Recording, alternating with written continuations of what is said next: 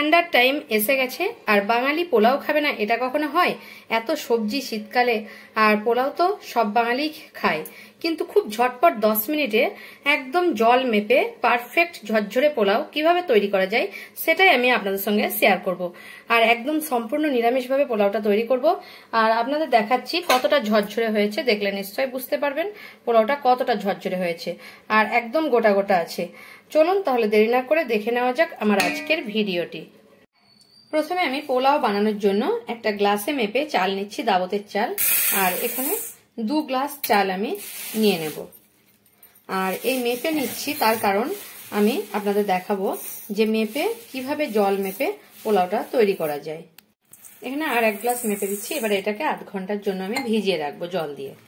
এখানে আধ ঘন্টার জন্য আমি ভিজিয়ে রাখলাম। চাল আমার আধা ঘন্টা ভিজে গেছে। এবার আধা ঘন্টা পরে আমি জল ঝরিয়ে রেখেছি। আর কিছু সবজি নিয়েছি পোলাওটা বানানোর জন্য, দেখাচ্ছি। এখানে ফুলকপি নিয়েছি, একটু বিনস নিয়ে নিয়েছি, একটু গাজর নিয়ে নিয়েছি। এগুলো সাইড করে রেখে দিচ্ছি আমি। আর নিয়ে নিয়েছি একটু কাজু কিশমিশ, আর নিয়ে নিয়েছি দারচিনি, আর 4-5টা ছোট এলাচ, আর একটু জিরা।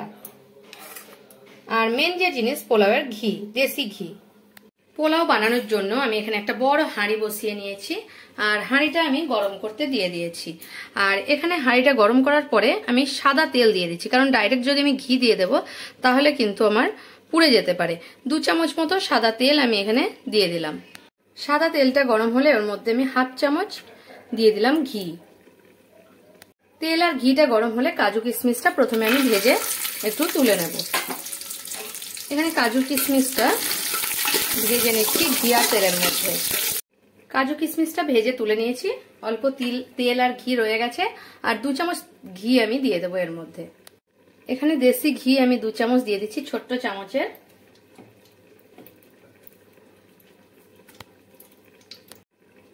এখানে আমি অর্ধেকটা শুকনো লঙ্কা আপনাদের দেখাতে ভুলে গেছিলাম, শুকনো লঙ্কাটা দিয়ে দিলাম। আর এলাচ আর দারচিনিটা আমি এখানে দিয়ে দিচ্ছি, এলাচটা ফাটিয়ে। আর দিয়ে দিচ্ছি 1 চামচের মতো জিরে। এবারে জাস্ট এলাচের গন্ধটা বেরোলে, জিরেটা ফুটে উঠলে আমি যে সবজিগুলো প্রথমে কেটে নিয়েছি সেই সবজিগুলো এর মধ্যে দিয়ে দেব।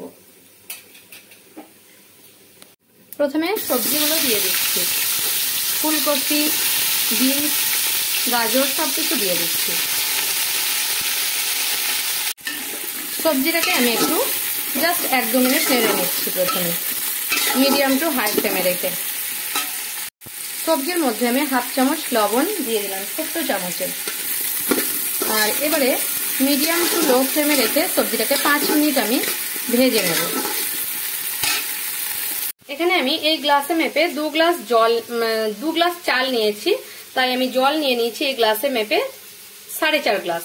মানে অর্ধেক, মানে 2 গ্লাস চাল নিলে 4 গ্লাস জল নেওয়া উচিত, কিন্তু আমি 1/2 গ্লাস বেশি নিয়েছি, কারণ জলটা একটু ফুটতে ফুটতে শুকে যাবে। আর এটাকে উষ্ণ গরম করে নিচ্ছি। এখানে ইন্ডাকশনে আমি একটু উষ্ণ গরম করে নিয়ে নিচ্ছি। 5 মিনিট হয়ে গেলে সবজিগুলোকে আমি ভেজে নিয়েছি। এবারে লো ফ্লেমে, একদম লো ফ্লেমে দিয়ে দিলাম। তারপর আমি যে চালটা ভিজিয়ে রেখেছিলাম সেই চালটা আমি এখন এর উপরে দিয়ে দেব।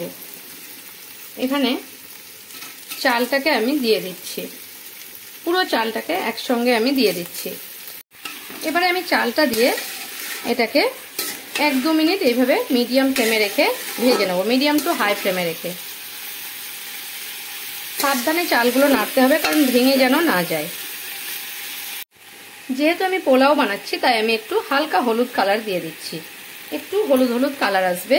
আপনারা চাইলে কিন্তু কালারটা অ্যাভয়েড করতেও পারেন, হলুদ না দিতেও পারেন, কোনো অসুবিধা নেই।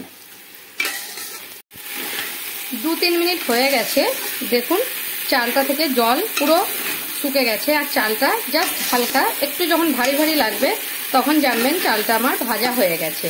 এবারে যে জলটা গরম করে রেখেছিলাম আমি মেপে, সেই গরম জলটা এর মধ্যে আমি দিয়ে দিচ্ছি।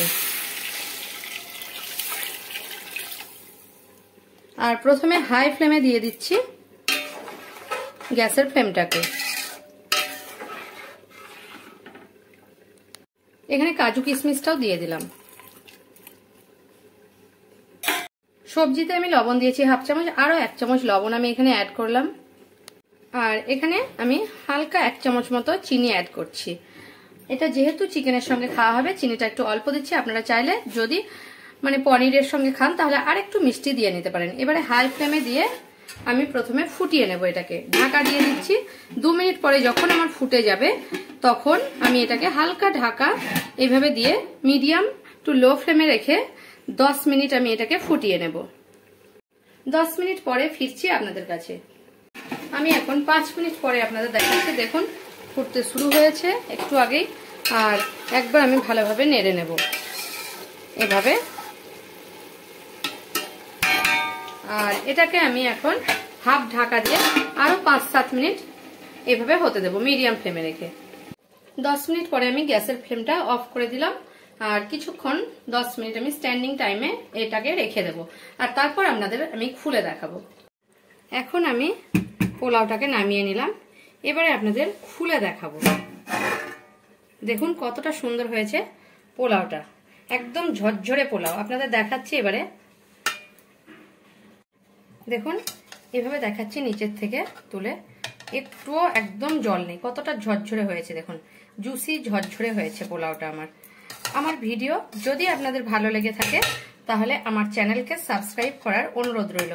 আর কমেন্ট করে জানাবেন রেসিপিটা আপনাদের কেমন লাগলো। যদি ভালো লেগে থাকে তাহলে একটা লাইক করতে ভুলবেন না, আর প্রচুর প্রচুর শেয়ার করবেন।